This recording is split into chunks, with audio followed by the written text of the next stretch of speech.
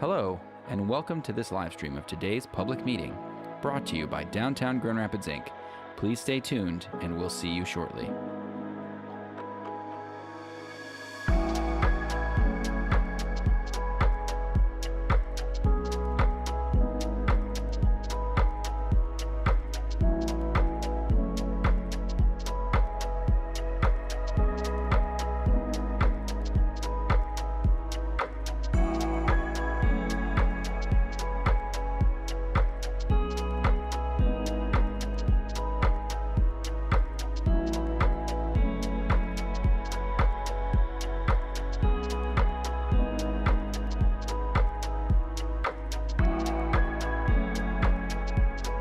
Hello, and welcome to this live stream of today's public meeting, brought to you by Downtown Grand Rapids, Inc. Please stay tuned, and we'll see you shortly.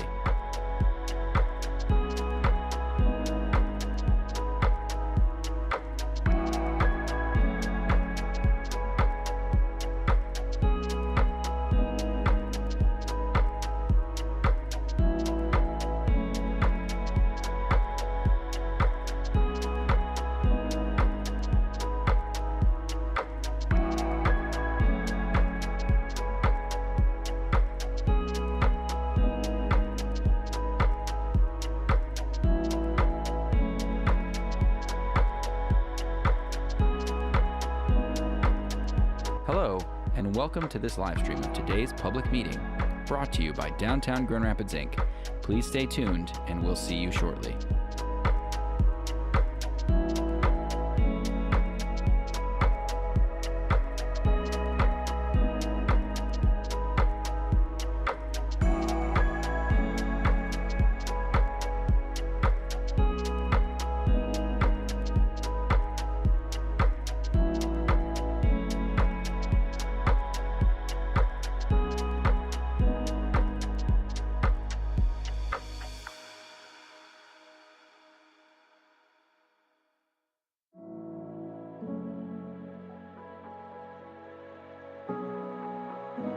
Hello, and welcome to this live stream of today's public meeting, brought to you by Downtown Grand Rapids, Inc.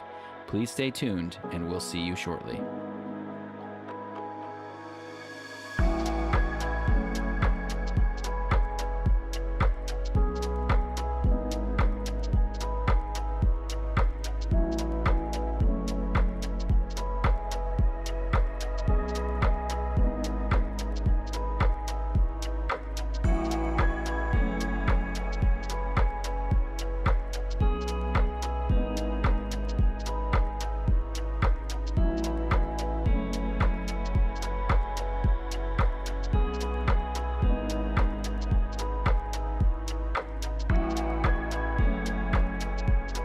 Hello, and welcome to this live stream of today's public meeting, brought to you by Downtown Grand Rapids, Inc.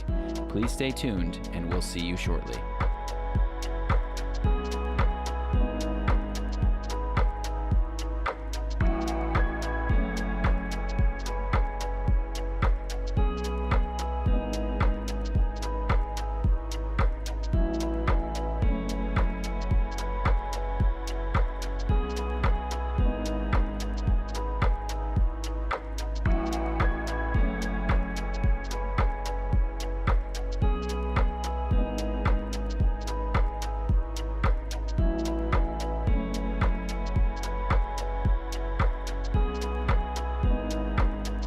Hello, and welcome to this live stream of today's public meeting, brought to you by Downtown Grand Rapids, Inc. Please stay tuned, and we'll see you shortly.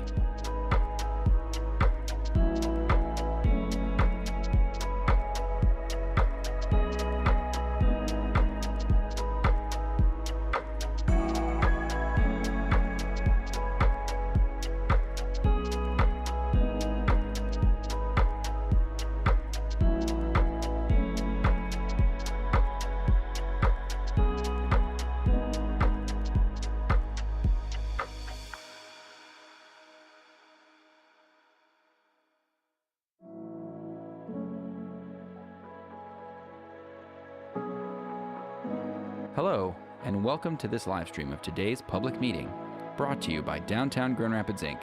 Please stay tuned, This and we'll Downtown see you Development shortly. Authority Board Member meeting on Wednesday, November 12th at 9 a.m. First order of business, approving the October 10, 2025 minutes. They were in our packets. Any comments or corrections? So moved. Support. All right, all in favor say aye. Aye. Any opposed? All right, the motion carries. World of removal. I can't say. You're not saying it? No, I'm not saying winter, I'm not saying snow. Don't worry, I'll say it all for you. Good morning, everybody. I would like to point out the seasonal appropriateness of this request. Sometimes we do this in August, which I think is less desirable. As you all probably remember, we've contracted with Building Bridges GR for the last few years to remove snow and salt the World of Winter Festival footprint. We started that work in 2023 as a pilot to see if it improved the overall accessibility and experience of the festival. We got a lot of feedback as well as our own experience every year for the next couple of years. Quick couple of details. So this contract is for 15 snow clearings, 30 saltings, and daily visits by the Building Bridges team to the footprint. So they'll come out every single day to all of the sites that we have listed, review them, interact with our team on the ground to understand conditions, and then make the appropriate call as whether we clear snow or we do salting or do nothing. As I said, this was exactly how the contract was written last year, and we did not exceed, knock on this metal podium, those 15 or 30 visits, but we do have a 20% contingency built into the request today in the event that we do go over them. We do have occasionally last-minute requests to remove ice or snow based on weather events and things that we have going on for that day of the festival that Building Bridges has been able to help us out with. Just a reminder that the request today is for an amount not to exceed $29,484. And with that, I'll take any questions you might have. Questions? Seeing none, I'd entertain a motion to approve. All right, all in favor say aye. Aye. Any opposed? All right, thank you. Thank you. Van Alley update and request. Mr. Miller, good morning. Good morning. Most of you are aware of this project. We have been working on it since approximately August of 2021, so a little over 4 years. And during that process, we've gone through a couple of design iterations to make modifications to that. If you remember, this is the alleyway, sort of the public alleyway and the Van Andel walkway that is in between the buildings on Ionia and Van Andel Arena. And it was part of the Arena South plan from 2013. It's really the last component of that plan that needs to be implemented. And it essentially begins to tie the plaza space of the Van Andel Arena to the piazza space at the movie theater site and that area. So what we've done is in this process is we've gone through the design. We did a substantial permitting process with the city of Grand Rapids, went through that process. The process took approximately 2 years to get through. It was very complicated because of the amount of utilities and the mix between the public and private spaces. And we ended up with getting that approval, but then we had to go back to the property owners that were adjacent to that area because it impacted their trash removal and their utilities, and replace some of that with seating. And because of the time frame that we were working in, we ended up having a lot of changeover of those properties and particularly the businesses. So our two biggest champions during this process both are no longer there. That was Grand Rapids Brewing Company and Bar Devani. And so as a result of that, many of the businesses were basically like, we're happy to have seating. However, we don't want to lose any of our trash and utility stuff that's back there now. And I think from the standpoint of what we've learned at DGRI, we don't really want to mix those two things. And if you start to create spaces like this and they're not activated properly by the businesses, and the businesses aren't working collaboratively with them, they end up being more of a nuisance than an enhancement to a space. So I think that from that standpoint, we then decided to pivot a little bit and make some changes or propose some changes to this project in order to continue getting it implemented. We're very close to implementation. We just need to make some refinements and modifications to this area in order to get it to the finish line. So this was the previous design that we were going through, and I think that the area that I'm talking about most, let's see, is there a, okay, so it's this area right here. So this area is the existing alleyway, the brick alleyway, and this was where the seating was. We were essentially removing all of the most of the trash containers that are back here and consolidating them right here adjacent to what is currently Weston Street. That created, as I said, a lot of issues with utilities and stormwater and the mix of public and private properties, in addition to these businesses ultimately not wanting to use that space for seating without making it, without keeping their trash in it. So all of that said, we've worked with our consultant and the city of Grand Rapids to look at a potential change. And so this white area that you see on this drawing is basically keeping that existing alley as it is, essentially. So, and that's public right of way. And really taking this and modifying all of this area between the alleyway and the arena to keep with the themes that we were doing with that original concept. I think that one of the benefits of this is because we don't have to deal with the trash consolidation over here next to Weston, we can make substantially different kind of modifications here to make this space a little bit more welcoming and essentially become a plaza connection from Ionia to this alley and to the Van Andel Arena. So I think that there is a silver lining in the way that we've approached this. In our meetings with the city, we've had a couple of those meetings since this design was conceptualized, and we've had a lot of positive feedback from them in regards to some of the complications that were existing during the permitting process. And again, those were primarily utilities, but also the use of the alley and stormwater and sort of some of that technical stuff. I think that one of the questions that have come up with this is what does that alley look like if we don't really do a lot of modifications to it? And what I would say is that right now in the scope that we're talking about, we still have the ability to do some design work in there. I don't know what it's going to be. I think that we have the potential to even repave it, but I think we would like to maybe avoid that because the paving that's in there is pretty good shape, and it has a historic sort of character to it, even though it's not historic. But I think that the big one is what happens with the trash receptacles that are back there. And if you've walked through here, it has become probably a lot more intensive since we started this project. There are more dumpsters. There are more linen bins. There are more just support things that are back there. So I think that I wanted to make a comment about that. This is sort of where I think these photos were taken last summer. And so you can see where some of these big trash containers are sort of encroaching into the right-of-way. And it's important to note that this is a city right-of-way. It's not private property. So I think that we want to work with the city a little bit more on this and determine some ways to actually manage this a little bit better, because it's becoming sort of more of a nuisance back there. And I think that if we do design along this particular edge right here towards the Van Andel, this will sort of impact that. So I think we want to be cognizant of that when we're going through the design and work with these property owners in the city of Grand Rapids to maybe clean this up a little bit. And in the original design, I thought I had another slide here.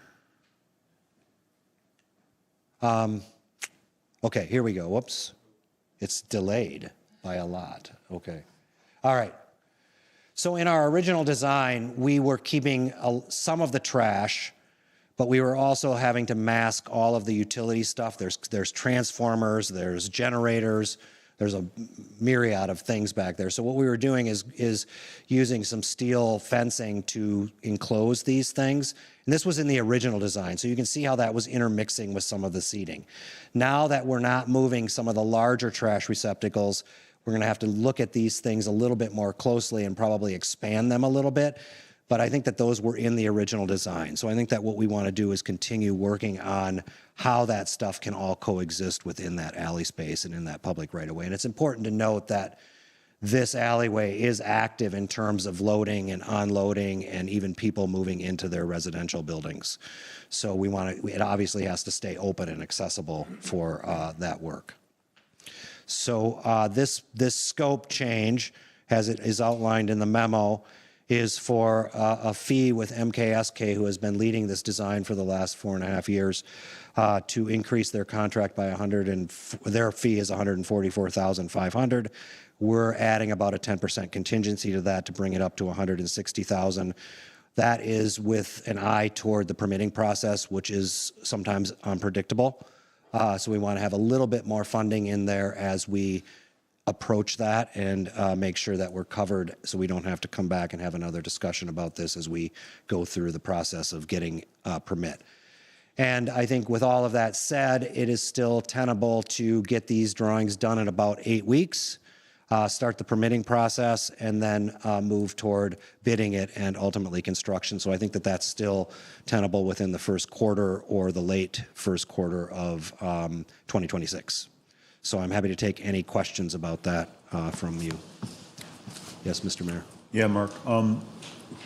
Maybe I missed it, but the arena is physically big, and if I'm going there, I get that the vast majority of people go there by car, but a non-zero number walk, and potentially we want a non-zero number to bike or scooter. I didn't see anywhere I'm thinking the Weston space. Is there any place for like a Lime parking lot and or real bike racks? I mean, I'm currently struck when I go to things at the arena that I can sort of drop my bike in a random place, but there's not a lot of thought given into people coming on bikes. Yes, so that's a good question, and this is only a snapshot of the northern half. There's also a southern half of this that really isn't changing from the design that we had that goes all the way to Oaks. And what we were talking with the city about at the time of the permitting process is that we would actually have some micro-mobility DPZs, the designated parking zones, down here near Ionia, and then over here on Oaks. So there were two there. I think at the scale that we're looking at with this, and this is like a really high-level view, it doesn't get into some of the nuances of where bike racks could be, but I think that that's certainly a consideration that we will get into once we have some of the other bigger stuff nailed down. It's also important to note that we do plan to have another Portland Loo right here as part of this project, so we will be implementing the necessary utilities for that so we can drop that in. So there's also locations on Ottawa, right? Yes. Currently Yes. for scooter parking. Yes. And then as well. Yes. Yes. I mean, again, when I go to the arena, I tend to sort of bike up to it and then look for bike parking options once I'm there, and I'm like, oh, I have to back up half a block to put my bike against the official bike rack over there. It's some weird place.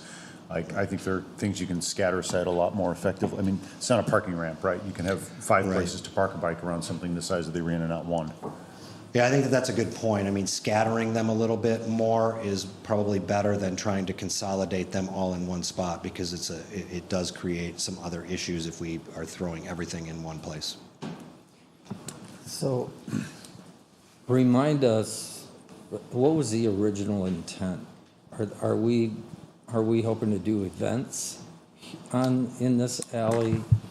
Are the businesses, are we going to have any tables adjacent to the businesses? And if we are they planning to serve people out there? I guess or are we just trying to make this pretty as a pass-through to? to the southern edge? Yeah, I think that's a good question, and I think going back to the original Arena South plan, it was thought of as a linear plaza that was a pedestrian way that connected essentially the core downtown to these areas to the south.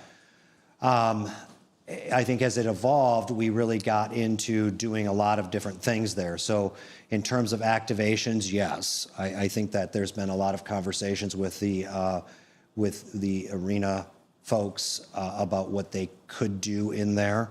I think Rich McKagan has some ideas. They even have talked about maybe activating their arena edges a little bit more with the glass that's already there. And I think that that's one component of this. Obviously, having a pedestrian link from north to south is an important piece to this.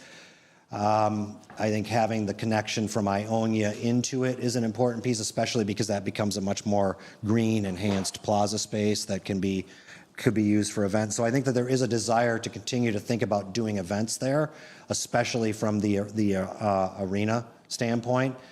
I think that the businesses are probably maybe less enthusiastic about that, with the exception of potential tenants that might be at 1 and 7 Ionia, where Grand Rapids Brewing used to be. I mean, there are no tenants there right now, but we have had some conversations with the building owners about opportunities there. And I think as an use and an intensity of use in terms of that trash and the other stuff that's happening in the alley, that's probably the least intensive use of those things, so it is more accommodating. So I think that there could be potential for some seating to spill out there, but I don't think it's to the level that we were anticipating when we did the original design. Yeah. I guess my comment is, if the arena is not really active unless there's an event. Right. So I guess I question a little bit, if we're moving all these tables on the arena side, that when will they get used? Yeah, I don't think that we've gotten to the point where we would be thinking about putting movable furniture in any of this space at this point in time. I think that Okay. that's a possibility in the future, but I don't know that we're So going to this is just drop furniture. This is just an option? Yes, Oh, yeah, I mean, I think this is Creates the opportunity. this was the Gotcha. earlier design. I think Okay. that the other thing to keep in mind with this, and this is similar to what we experienced at Lions Square, is that these spaces have to accommodate multiple things, not only the pedestrian and activation standpoint, but also some of the service stuff. So Van Andel still does park vehicles in that space, as you can see in this illustration, for events, whether they're emergency vehicles or security vehicles or whatever. So we have to be able to make sure that we're accommodating those things, and this space has to be able to flex to be able to do that. And this is, or will be, or will not be snow melt? It will not be snow melt. At least that's not how we've envisioned it at this point. And I think that the biggest reason for that is that we snow melted the plaza to the new plaza that's on the north side of the Van Andel. But there just is not capacity within the current facility to add more snow melt. There's limited space for that. We would have to build an entire new system. We couldn't piggyback off from the existing system. So we maxed out that system when we did the plaza space a few years ago. There's also the utility issue as well, right? Right. Yes. The utility issue, those two blue lines that are on there, there's a 78-inch sanitary sewer and a 54-inch storm sewer that runs on Van Andel property. So that's always been a point of issue for both us and the city, because if the city ever has to access those or dig them up for repairs, anything that's above them has to be like in an MOU that basically states that the city will not be responsible for those repairs. So the amount of stuff we put there is always going to be like in question in terms of like if we have to dig those up. Any other questions? All right. Any other comments? All in favor, say aye. Aye. Any opposed? Let's hope this doesn't turn into Lion Square from a timing sense. Yeah, we're still well ahead of schedule. Thank you. Finished product. Okay.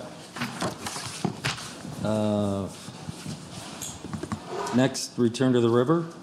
Hello, if you don't know me, I'm Megan Cacho. I'm the event manager here at DGRI, and I'm here to give you all a little recap of our Return to the River Music and Art Festival. So as you can see from the characters on the screen, we decided to go with a theme this year that was very Renaissance-esque and fantasy. We worked with a local illustrator to create all of these different characters that we carried through it within our marketing and communications for the festival. So you can see that reflected here in the site map for the festival, which is drawn up kind of like a written scroll, which is super fun. And we carried that through into our lineup as well, which our graphic designer Max created. So if you didn't get a chance to attend the festival, here is a recap video of what it was like.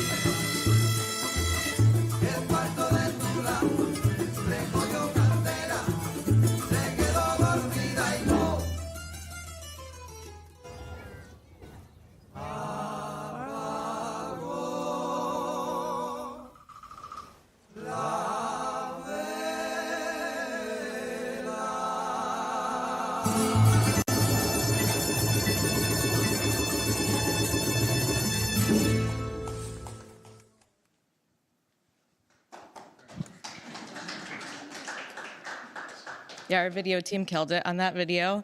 A little bit more of the programming for the festival. At 555 Monroe, we had 19 DJs featured, half were minorities, an international art installation by Town and Concrete, artisan stage design and shade structures, a food truck zone, outdoor games, seating, and performers. At the band stage at 6th Street Park, we had 11 local bands, over half were minorities, international art installations by Curated Creative Company and Curious Forum, 4 local art installations, including 2 made by our very own team, artisan stage design, shade structures, food trucks, games, and outdoor furniture. We also partnered up with Merchant and Makers Market this year for an artisan market. We had 50+ local vendors featured all across the 6th Street Park Bridge. Anything from apparel to fine art, jewelry, pet products. Many of the vendors actually sold out, and most vendors said that their sales exceeded expectations according to a feedback survey we sent out. And as you can see in this picture, we had consistent high traffic throughout the entire 2 days. We also had Riverwalk activities, which were curated by Katie Moore on our team. We had 18 different Riverwalk activities by local artists and activators, including body marbling, interactive printmaking, live painting, and a ton more. We had 4 muralists that were doing live paintings, 2 community art activities, a low sensory zone with puppies and seating, and a collaboration with City Built Brewing on a return to the river beer. So I just wanted to highlight some pictures here. The top right is really cool to see a ton of people at 555, especially because it was a parking lot otherwise. The band stage at 6th Street Park is the one below it, and my favorite is the one on the Riverwalk to the left. That is the Riverwalk behind 555, which you don't see many people at normally, so it was really cool to see a crowd there.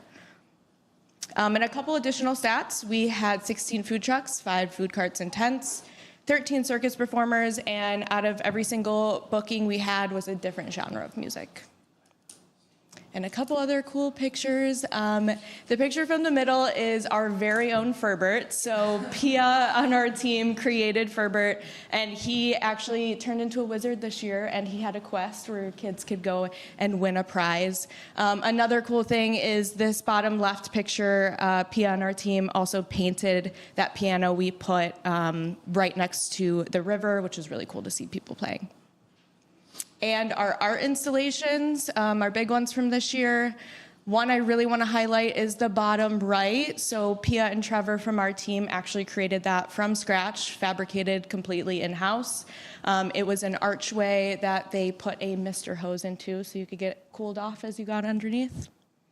And I'm going to pass off the torch to our data specialist. Good morning. Okay, so I'm going to talk about some... That's okay. Spoilers. Visitation data for the event. Across the, well, I will actually start by saying, so for those of you who don't know, or just as a refresher, we use and have been using Placer AI since 2021 for this information.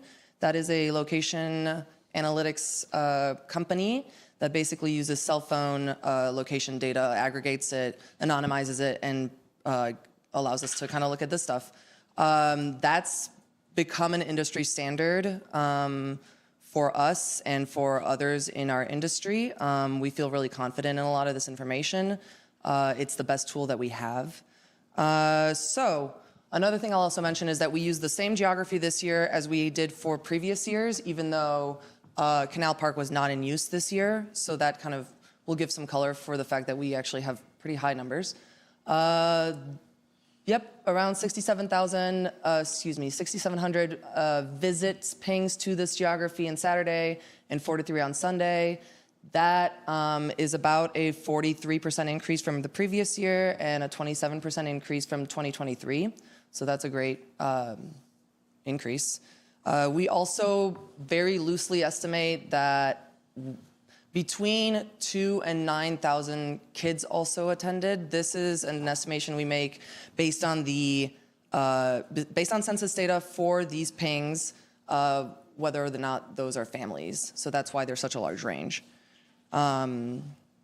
Visits over the 2 days have increased slightly, which is a good trend. One trend I really like to see is the 79-minute average duration. That has gone up quite a bit from last year. That was 71 minutes last year and 56 in 2023, so that's a great trend. And then nighttime activities increasing slightly, but not super significantly. This chart on the bottom I am sharing, but I don't love because the increment that Placer provides is kind of bad. This isn't like 1 mile versus 1 mile versus 1. They're kind of in categories, so it's kind of an optical illusion, but I will just note that the 10 to 30 mile distance traveled to the event, that has been the increment that, or excuse me, the amount section that has increased the most and the most frequently year over year, which is a good thing. And this is basically a visual of that. This is kind of the reach that we have. So this is the home location of the visits to the festival. So this is still the Placer AI data. However, it doesn't match the cell phone exactly. So this is the census information for the home location of the pings. Slightly different, but it's just important to note that it's not a one-to-one. We've seen, one thing I should have mentioned on the previous slide, but anyway, for zip code visitation, the Grand Rapids zip codes have actually gone down while outside of Grand Rapids has gone up, which is a pretty interesting trend, just to see that we're reaching a lot more people that are not necessarily inside the city. And then with that, for ethnicity, we've seen a slight growth in white attendance year over year, while all of the other categories kind of are non-linear. So we'll see one year where one category will up, one will go down. So that's, I don't have any necessarily interesting conclusions about that, but that is a trend. And then household income year over year has stayed pretty much the same. With that, I will hand it over to Bill for communications. No, you're good. We're having clicker problems here. I'll keep it brief. We got a lot to cover today, but as I usually say, following events and overviewing the marketing and promotion that we do, our team makes it really, really easy for the communications team, what the events and activation team do. These events are extremely easy to market. They're free. They're different every year, so kudos to the team for giving us an easy job.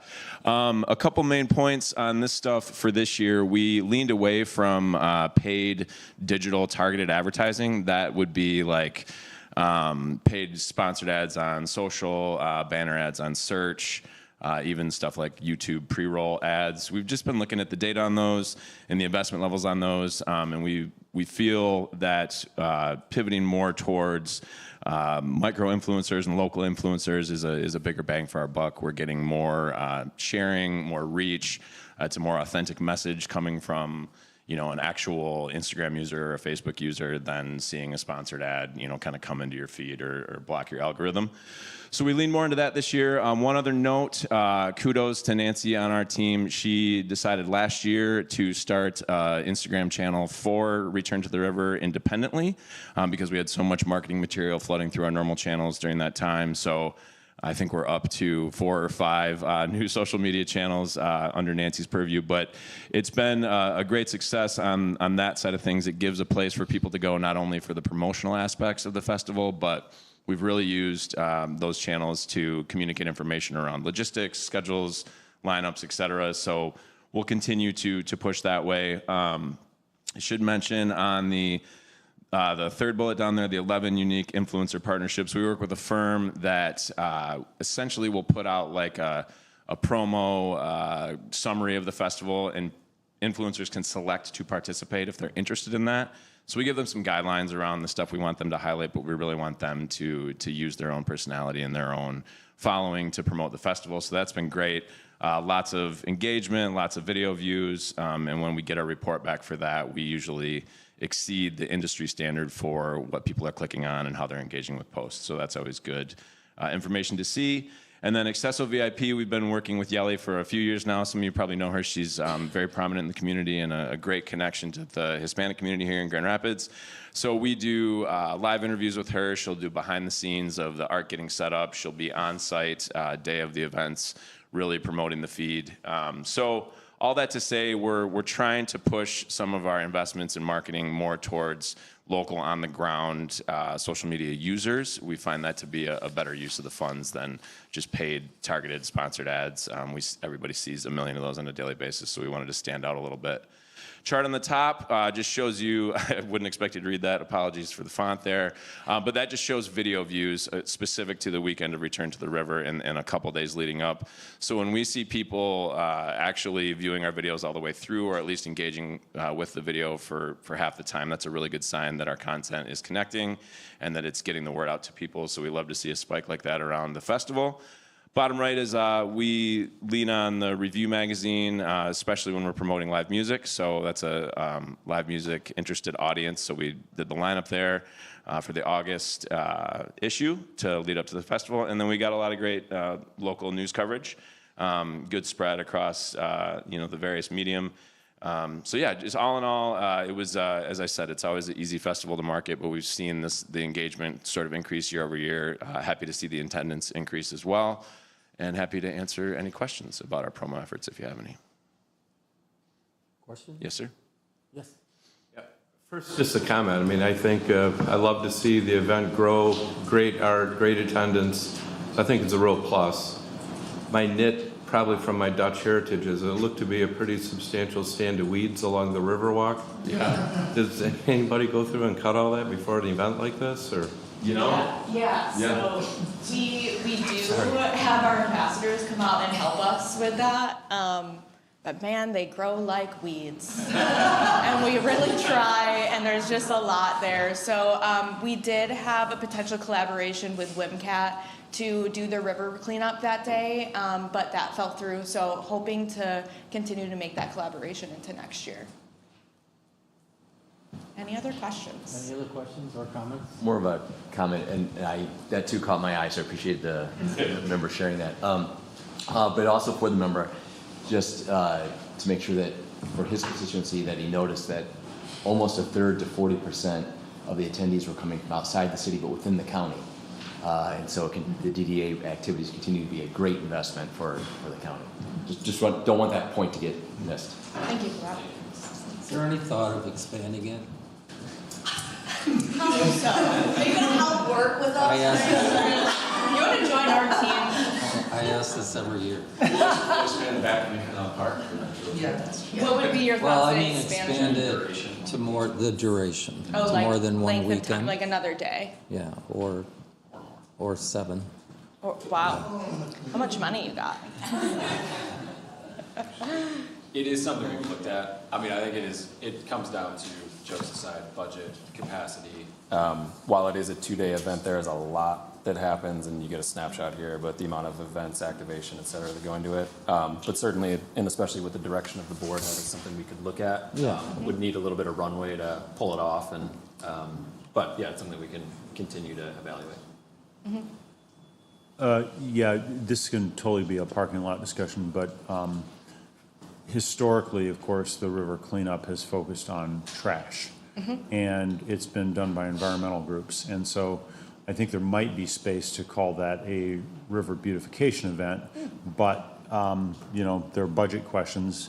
I would say, having done it a number of times, you spend a fairly high percentage of your time wandering around scouring for fairly small pieces of trash, which is actually great that you're not, you know, finding, you know, abandoned coolers or, you know, the river doesn't look terrible from a how much trash is there quick scan. But I think to Al's point, you know, if there was a way to do weeding that involved things you could walk around with and do the weeding into separate from your trash, and a place to put the weeded stuff when you were done, it wouldn't be that hard to integrate, and frankly, I think it would make it a better experience for the people doing it. But it's a mission shift away from environmental stuff per se, because like a weed is also doing photosynthesis, right? So I don't think the environmental groups see those things as quite the need that we might see from a public appearance standpoint. So if the river cleanup is seen as a beautification event with a dual purpose, I think there's space for that. But again, you know, the people involved know we kind of ran out of capacity here. LCV stepped into the breach. That was great, but like there's some rebuilding to do on that whole event anyway. Participation's good, but it was down year over year. So, and partly because of the uncertainty. So I think there's an opportunity there to harness volunteer labor, but frankly also, if it's branded as something leading into this, then maybe it also gets you more interest, right? Like, oh, I went down and cleaned up weeds for that thing. Maybe I should go to it. Yeah, that was our whole premise for the potential collaboration. Yeah. That is something that the River Network, like O&M plan is looking into. So we should Yeah. follow up. Thank you. Anything else? Great event. Thank you. There is an ask associated. Oh, there is an ask. We're not going anywhere. You got me to deal with now. Okay. Yeah, kudos to Megan and Katie and Pia and Trevor from my team for pulling off the event. It's definitely it's a lot of work and a lot of hours being there. So clear success with the large traveling installations, as always. Teaming up national and international artists with local artists is key with the festival. So last year we hosted 3 traveling large-scale installations. This is showing you they were kept here for 2 weeks. So festival, and then after the festival for those that want to come down and check them out that weren't able to make it on the weekend. This is showing you numbers from growth on visits from within those 2 weeks. This is showing you the difference of between each year since we've been doing this, and the growth of visits during those 2 weeks of hosting these large-scale installations. So goes to show you, like, that, you know, again, not just the festival is bringing people down, but these installations are bringing people down throughout after the festival. So this past year, in 25, our team did a theme of, you know, like kind of a Renaissance vibe that was new this year, that worked out really well with programming and marketing really well. So this year we're focusing on the theme of space. So we have a couple installations that we would like to bring to the festival and seek your approval. First is Pop from QDSI, and this would go to 6th Street Park. And show a little quick video. I won't show you the whole thing, but I hit it once. Okay, thanks.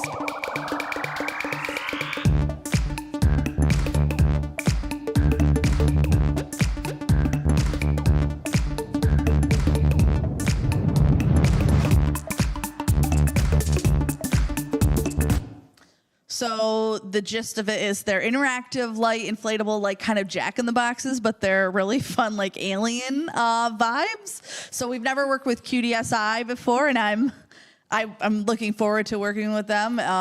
With your approval, I've been following them for a while and been in chats with them. Second installation is Astral Relics from Fuzz Pop. This would go to 555, and these are from our friends just over the water in Milwaukee. They have they're from downtown Milwaukee, and I will show you.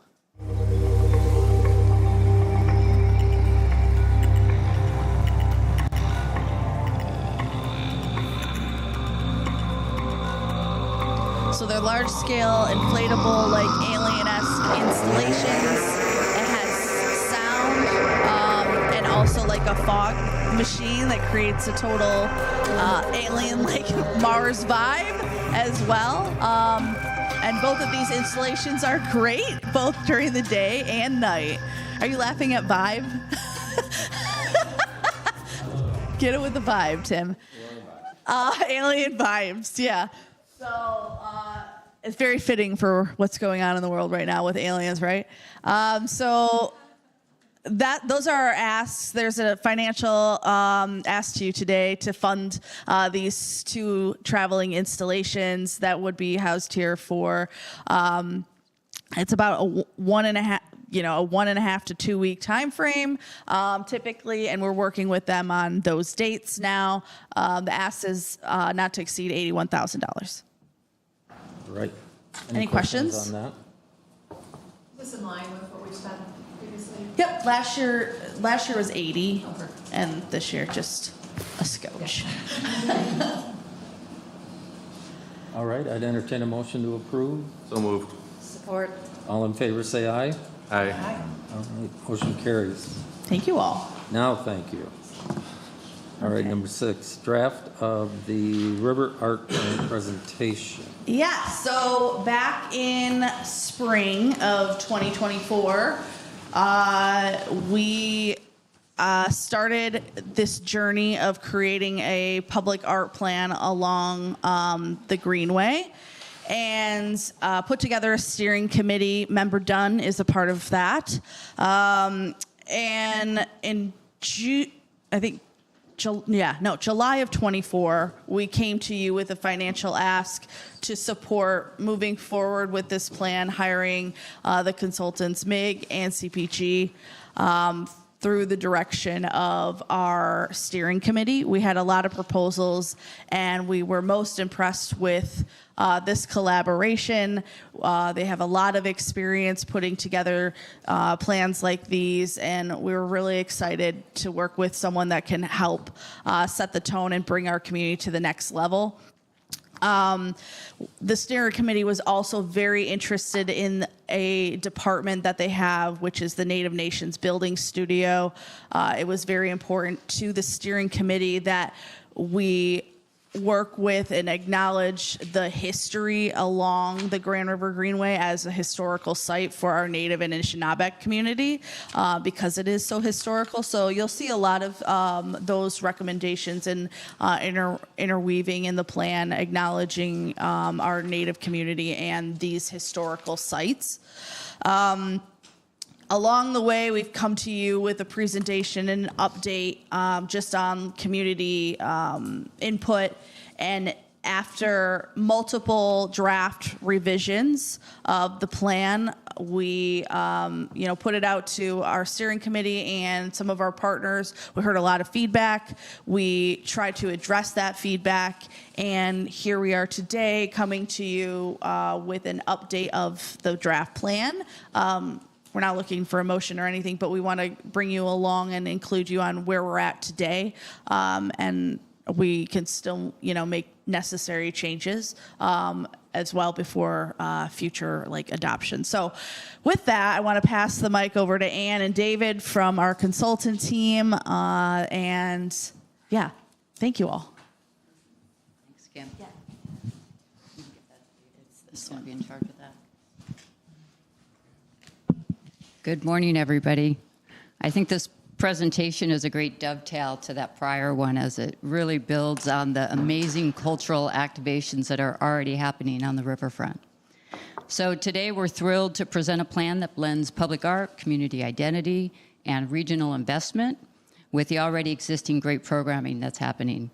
As consultants, it's been our privilege to work alongside your community, to listen, to learn, to help translate your values into a cultural framework. With major capital projects already underway and a bold artistic vision guiding this plan, the Grand River Public Art Plan lays the foundation for a unified cultural identity, transforming the Riverside to Millennium Corridor into a vibrant civic, cultural, and economic destination. We're not just placing art, we're weaving creativity into every layer of investment that is currently underway to really make this corridor a world-class public art cultural destination. You can go to the next slide, David.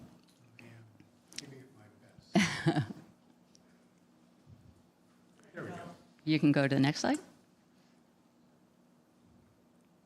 So we're going to quickly try to cover a little bit of a project process recap, talk a little bit about the community input and the steering committee input that went into this plan, our curatorial and priority locations that we looked at, governance funding strategy and next steps, and then your role moving forward. So the next slide. So we'll start with the plan goals that kind of inspired this plan. So the goal was to establish the plan into a very distinct and cohesive visual and cultural identity for the Riverside to Millennium Corridor. We wanted to ground this plan in community voices and input, connecting existing artworks with new site-specific commissions by local, national, and international artists, and to establish a sustainable framework for diversified funding, management, and governance, and ensure long-term care and conservation so that the collection remains a lasting source of pride for the community. You can go to the next slide. I think this slide just gives you a little bit of the timeline where we started, as Kim mentioned, back in July 2024. From that time to where we're at today, we've attended Return to the River, we've attended the Art Prize, we've attended World of Winter, world-class events. We've done quite a lot of site tours. We've worked with the landscape architects, we've worked with the stakeholder committee, numerous focus groups to get us to this point today with this draft plan to present to you. Go to the next slide. So before we jump in, we want to extend a sincere thank you to the DGRI and the steering committee for their dedication to this community, the countless hours they invested, and the invaluable feedback that shaped this plan.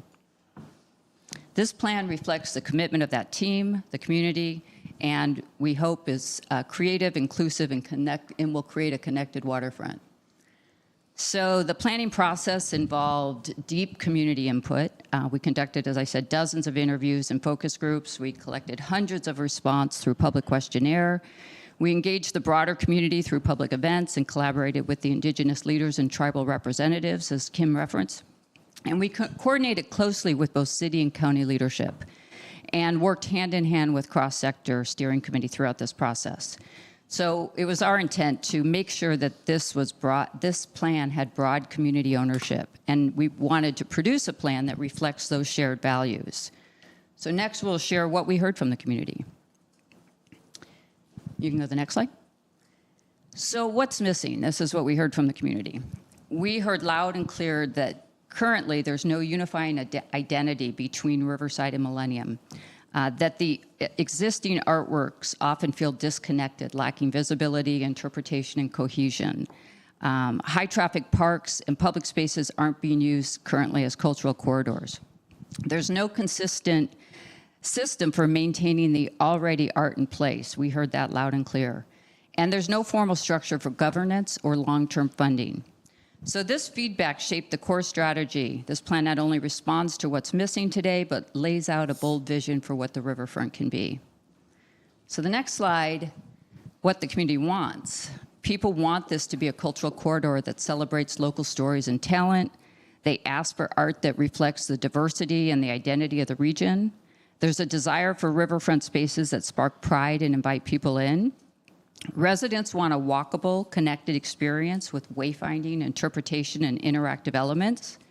And above all, they want the art to feel welcoming, inclusive, and community-driven. So this community envisions a sophisticated and inspiring public art plan, one that transforms the river into a world-class cultural destination that reflects their pride and sense of place. These priorities came directly from the community, and they shape every part of the plan. Next slide. So I won't go into detail on this slide, but it highlights the key inputs we heard from the community and stakeholders and how each one of those inputs directly inform the outputs. Next slide. So the 4 pillars that framed this plan is curatorial framework. What sets the artistic vision that we're hearing from the community that this corridor hopes and wants to be? Placemaking and site planning, identifying where art goes, how it connects to place, and how people interact with it. Governance and stewardship, outlining roles, responsibilities, and the processes to ensure transparency and consistency. And then, of course, funding, implementation. How do we pay for it? And how do we make this happen? So this next slide is just shows you how comprehensive this plan is. It really goes far beyond a traditional public art plan. And it is dense, but there is a lot of information in there. And we felt, based on the scale of this corridor, the number of partners involved, the community and members that were involved, that it needed to go back a little bit, really look at the history, lay that out, look at all of the planning work that's already been done in the community, make sure that we integrate that into this plan. But also really do a deep dive into funding, governance, long-term implementation, and its connection to the Indigenous community, and really make sure it pulls all of that in. Next slide. This is just a little visual of the plan.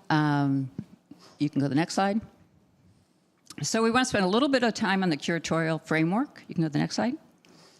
So the vision centers on using art to bring people together. It sparks conversation, reflects local culture, and strengthens the identity. The goal is cohesion across the riverfront, visually, culturally, and experientially. So this isn't just about adding art, it's about shaping how the river feels, functions, and connects with community. You can go to the next slide. These are the guiding principles that we use to kind of inform our curatorial process. Artistic excellence and innovation. We want to make this, and we heard this loudly, this should be a very sophisticated approach to public art along the riverfront. Civic engagement, it should involve the residents, the planning groups, and invoke civic pride. Accessibility and belonging, everybody should see themselves reflected in the public art along the corridor. We go to the next slide. So turning that vision into place, and we'll just kind of show this quickly, but these are the types of artworks that we considered when thinking about the curatorial point of view: permanent installations, temporary rotational, interactive and digital. Can't read that last slide. Integrated. Okay, you can go to the next one. So we prioritized anchor parks, trail segments, gateway corridors, and other high-impact sites. Each site was selected to enhance connection, visibility, and then the entire experience. We looked at a curatorial approach that blends local, national, and international artists. We looked at aspirational works that bring world-class art into the community. You can go to the next slide. Here's just a couple examples of some of the aspirational works that we're looking at. Down in the right corner, everybody can recognize that piece. That has alone been an incredibly economic driver to Chicago's Millennium Park. Some of these other pieces, people travel to for destinations just to see these artworks. So you can go to the next slide. So it's a combination approach of world-class art, local art, bringing it all together, layered with temporary and permanent that really activates the riverfront.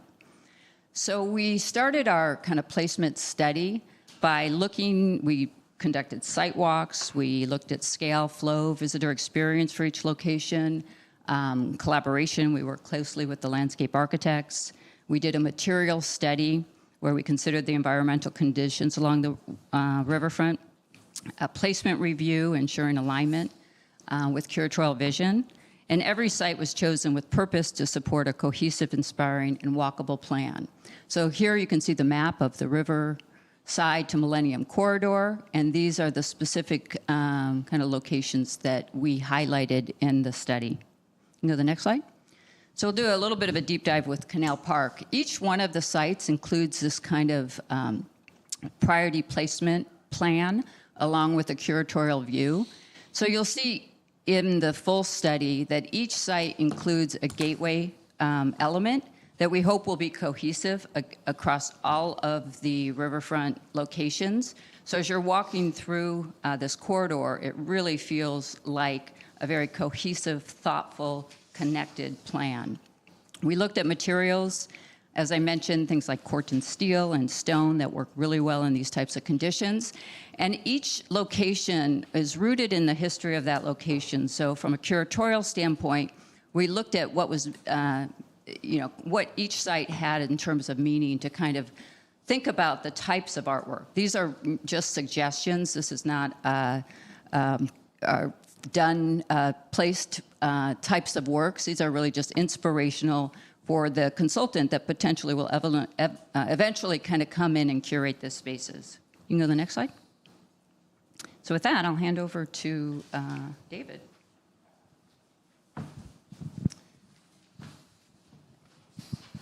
Just a moment to get resituated here.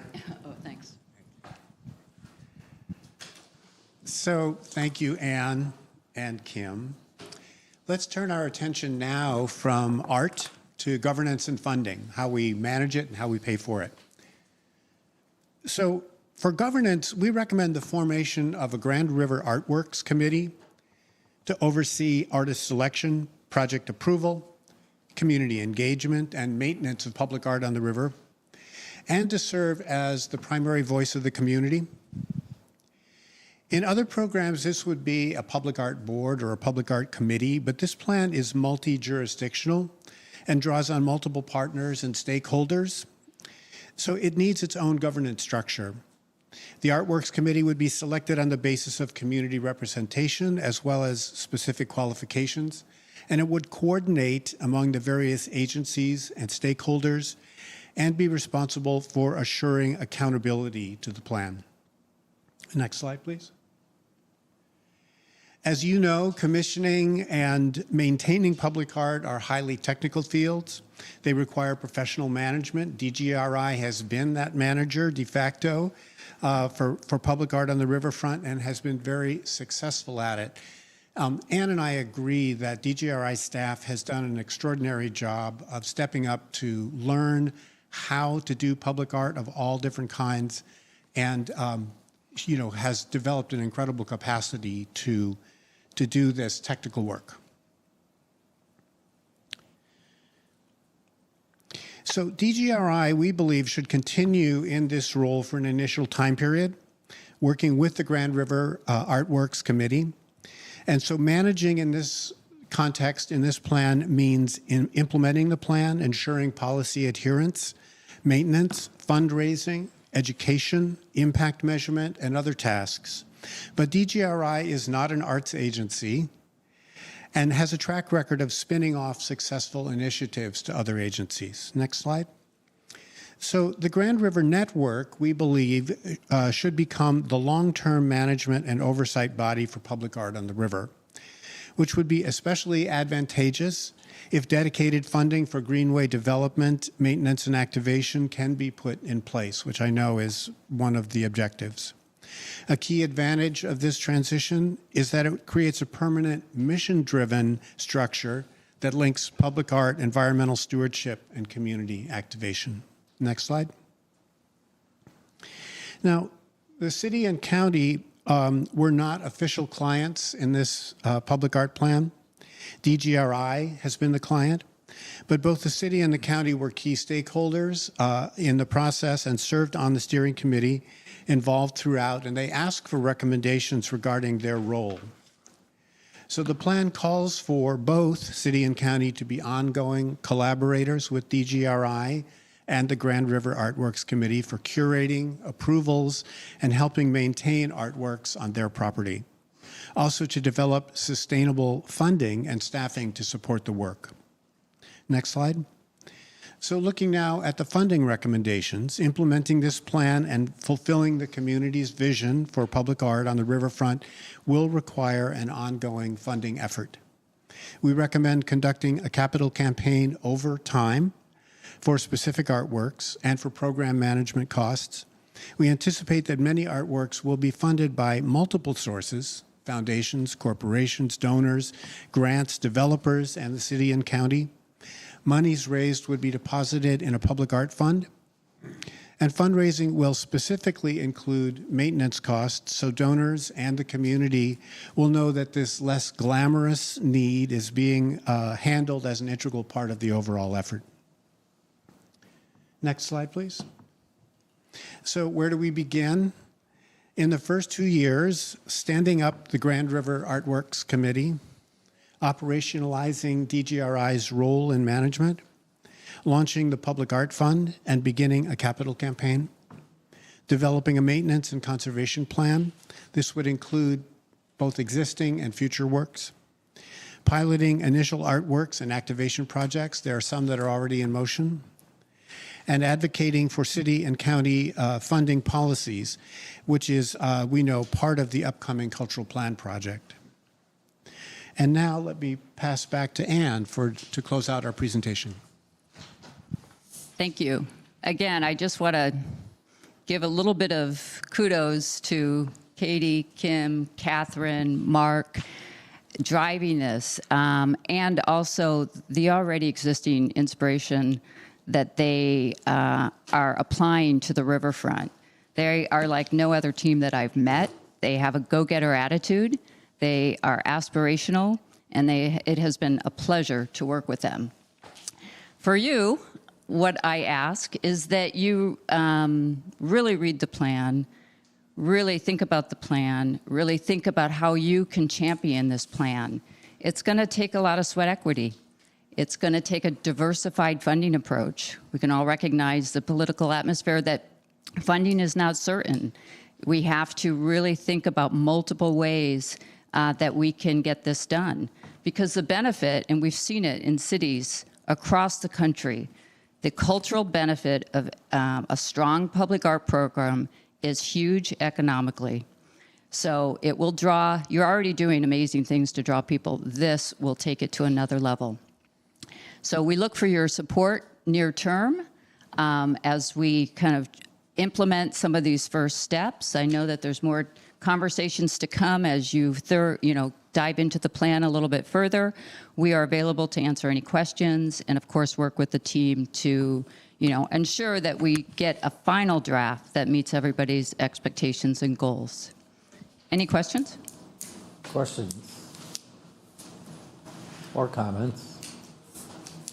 So the committee would be a committee of the Grand River Network? The Grand River Network would ultimately be the governing body, but the Artworks Committee would be a dedicated committee who oversees the art selection process. And that would be a need probably to volunteer for that. There's probably some rollover already from the stakeholder group and various groups, but that would be a newly dedicated committee. Of the DDA then? I think where it lives is probably still a little bit under conversation, but I think to start, it would make sense for it to live under DGRI, given staffing, and then the idea, I think, would be to ultimately spin it into the Grand River Network. Okay. A question that maybe a follow-up. Has there been consideration to look at existing arts organizations to manage this rather than proliferate another organization on its own? As you know, DGRI is not an art agency, but there are plenty of them in town. Do we need another organization and agency? It's a really great question, honestly, and ironically, there is a effort right now with the county and the city working on. They just selected a consultant to help them with a cultural and art plan because our city doesn't have an arts council, which is rare for cities, especially our size. That's very unique. They're trying to get that up and going again. So there is the Arts and Cultural Collective that is working on that very thing right now with even Al's team as well. The county has been so generous to help fund that plan to help us get there. So our team has been working alongside with the ACC members. I'm a member of that too. So we're collectively working together to get there. In the long term, it would be great if possibly they could take it, but right now it's all volunteer based. They have no funding and no regular staffing and vision yet to get there. So DGRI is kind of we're ahead of the curve here right now, but in no means are we looking to be in charge of this in long term. Does that answer a little bit? A little bit. Sorry. Yeah. More to come is part of the conversation. Yeah, absolutely. Yeah. I would just encourage, where possible, to try to not proliferate additional organizations when there may be synergies that could be leveraged. Absolutely. Right now, there's just not that one place that makes sense to hand that to, but we're working towards it. Our community is working towards that. All right. Any other questions or comments? More of a comment, Mr. Chair. It kind of is in two buckets or two thoughts. One, on the language, and I think the current draft has made a lot of improvements in that regard. But I still think from anything that's going to have public funds involved with it, there's a danger of exclusion whenever you enumerate. And by focusing on one population or identity at the exclusion, by definition, of others, I think that's a mistake for anything funded with public funds. So I would encourage the draft to go through additional revisions.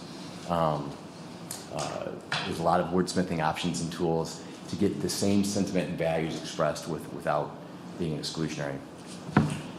The other issue is cost. And here, I don't mean to be insulting, but when I read the entire plan, and I think very simplistically about the mission of getting art to the public and in public spaces, the complexity of this plan strikes me as potentially a flag. That it's incredibly complex for such a simple mission. And when considering costs, whether it's adding a staff person or the signal foreshadow percent, dedicated percent, I think there's two ways that we should think about when we're building the infrastructure for something as we go forward. One, assuming and hoping that we're wrong, that public austerity is in our future.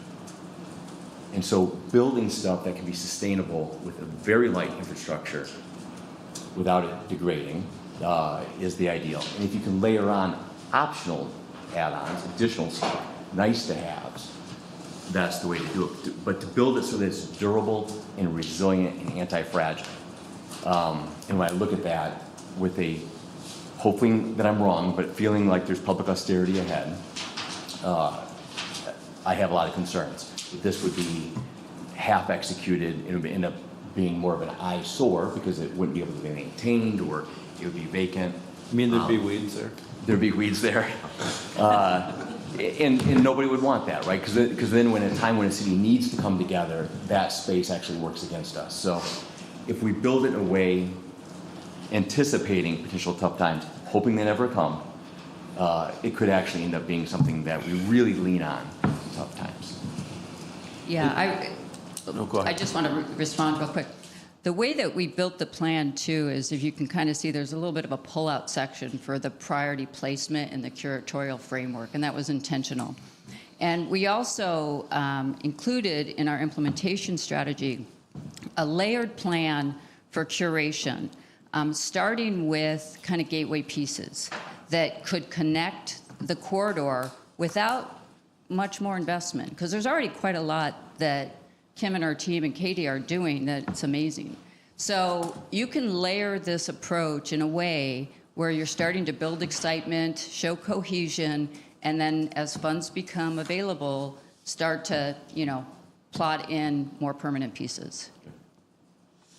Sorry. I would just mention that the primary work of the collaborative, as I see it, is basically to develop a sustainability plan for our arts sector, because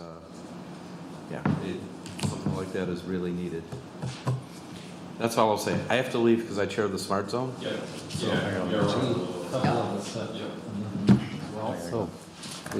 Maybe just a parting note as we wrap it up. As Kim and the team mentioned, we're not asking for approval today. There is still opportunity for comments, so we'd be glad to follow up with anyone that has additional thoughts on this to make sure that the final draft that comes to you reflects sort of, or answers some of these questions and helps us think long-term about how this will work. All right. Can we move on to, thank you for your report. Can we move on to Executive Director? Yeah, I can go real quick as people are walking out the door. Wanted to highlight GR Forward. Thanks to the selection committee, consultant interviews are happening next Friday, so we're expecting to have recommendations for you in December. So stay tuned on that. Got some updated construction photos, pretty to look at, so I don't need to say anything on these. Did also want to highlight the Leonard to Ann trail extension. So that's Leonard right there. This piece, the green piece right here, I should say, is going out to bid later this month. Hoping to get under construction before the end of the year. That's a soccer stadium picture. And then I know we're not talking about winter, but there's a lot happening. Christmas market at the downtown market, that starts November 19. The Christmas tree is getting installed at Rosa Parks Circle as we speak, and the Santa Parade and Christmas lighting is November 22. A few other things to highlight here. We'll have a trolley, World of Winter, January 9. And then, yeah, that's World of Winter. There you go. Sorry to rush through it, but if anyone has specific questions on things, please let me know.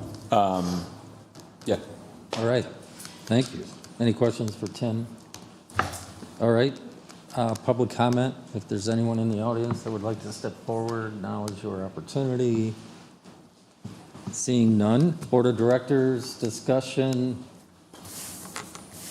Seeing none, we are adjourned.